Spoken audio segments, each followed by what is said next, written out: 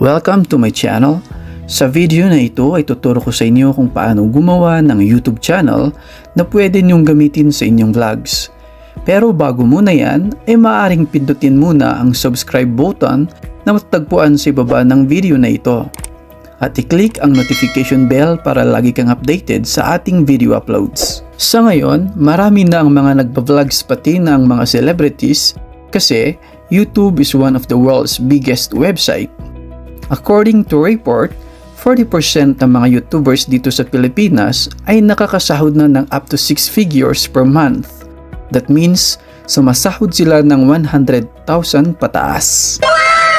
Pagkatapos niyo makagawa ng channel, ay pwede niyo itong gawing part-time o di kaya full-time at maging main source of your income. Depende na rin sa inyong time management at availability. Ang kagandahan dito sa YouTube ay pwede kang mag-sign in for free. Walang registration fee kaya wala kang babayaran at pwede kang mag-upload ng contents mo anytime. Kaya naman, let's proceed to the step-by-step process para makagawa ng YouTube channel. Step 1. Create your account.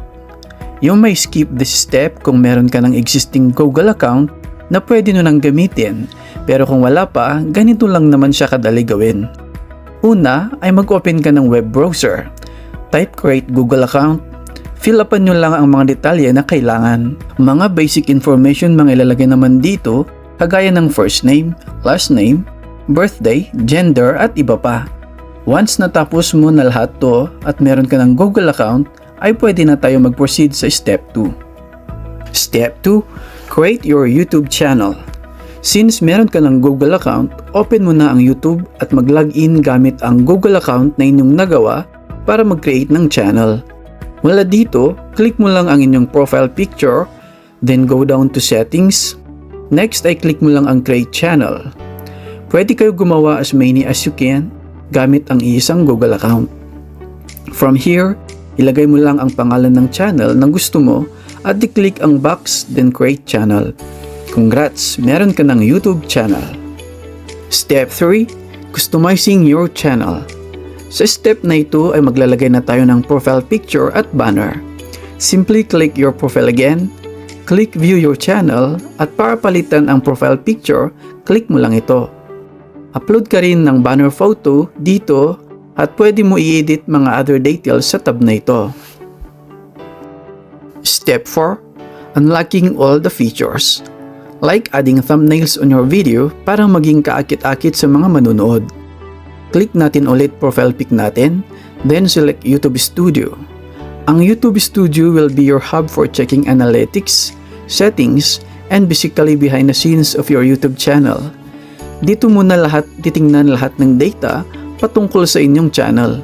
Yung mga video uploads mo ay mamamonitor mo dito kung ilan na ang mga views, likes, watch hours, na income mo at marami pang iba. Dito sa may ibaba, click natin ang settings, channel, then click feature eligibility.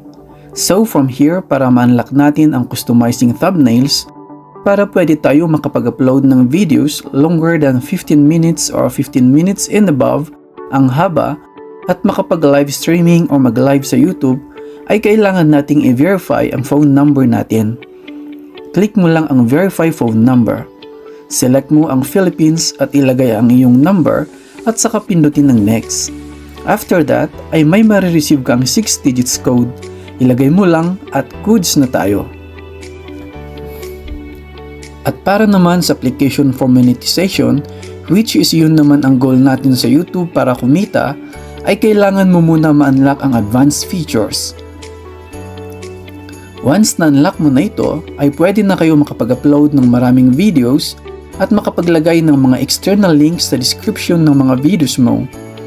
Ito ang kadalasang ginagawa ng mga YouTuber na may online store at mga nag-online selling. Parang a form of advertisement nila para makareach ng new customers and at the same time, nanonood sila ng inyong mga videos. And finally, last step number 5, optimizing your channel. Ito ang mga additional setting para mapataas ang tsansa na magkaroon ng maraming views ang videos mo. From your YouTube Studio, click natin ang setting, channel. Philippines at maglagay ng keywords. Kapag ang channel mo ay patungkol sa iisang niche, pwede kang maglagay ng mga possible keywords dito tungkol sa inyong channel at mga content para kung sakaling magsa-search ang mga viewers sa YouTube ay may chance matrigger ang algorithm ni YouTube at i-display ang mga videos mo. After that, click natin ang next tab, Advanced Features. Dito ay pwede mong i-select ang no kapag ang channel mo ay not for kids and then click Save. And finally, from YouTube Studio, dito sa may ibaba, click natin ang customization na category, then click natin ang tab na Basic Info.